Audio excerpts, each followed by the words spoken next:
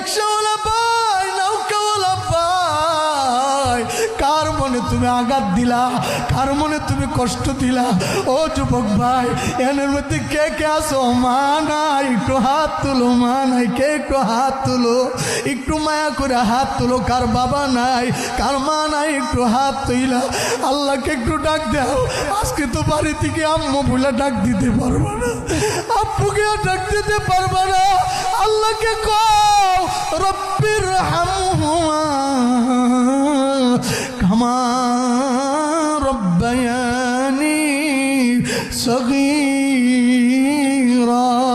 রব্বির হামহুমা কামা রব্বায়ানি সগীরা।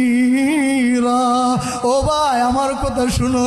আমি যখন মাহফিল থেকে 2টা-3টা বাজে যাই, আমার স্ত্রী ঘুমায়, আমার মেয়ে ঘুমায়, আমার ভাই বোন সবাই ঘুমায় যায়। আমার মা বারবার গিটের কাছে যায়।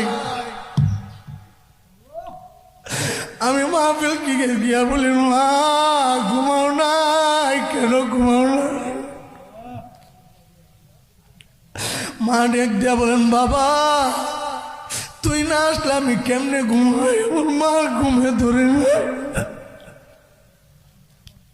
এই মজমার মধ্যে কে আছো? মারে কষ্ট দিছ, বাবারে কষ্ট দিলা। আজকে থেকে নিয়ত করো, বাড়ি থেকে আম্মুর পা জোড়া বলবা, মা ও মা তোমারে তো আর পাবো না, তুমি মরে গেলে তোমারে কোথায় পাবো? কিতাবের মধ্যে একটা ঘটনা লেখা হয়, বলে এক যুবকের মা রাগ আর গুসা হইয়া ঘর থেকে বের করে দিল। বের করে দেওয়ার পর যুবক চৌরাস্তার মধ্যে গিয়া চিন্তা কইরা আবার বাড়িতে ফিরে আসলো। মার ঘরের দরজার মধ্যে মাথা দিয়ে ঘুমায় গেল। মা দরজা খুইলা দেখে যুবক তার সন্তান দরজার ফেরার মধ্যে মাথা দিয়া ঘুমায়। ডাক কি দিছে? সন্তানকে ডাক দিয়া কয়, কিরে নাফরমান, আমি মারে কষ্ট দিলাম, তোরে বাইর করে দিলাম, কেন এখানের মধ্যে ঘুমায় রইলি? যা দূরে শুইরা যা। সন্তান ডাক দিয়া কয়, মা ও মা,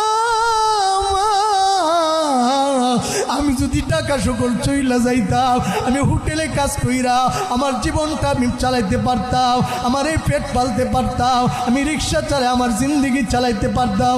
মা গো, ঢাকা শহর আমার বাড়ি হইল, আমার ঘর হইল, আমার টাকা হইল, আমার পয়সা হলো।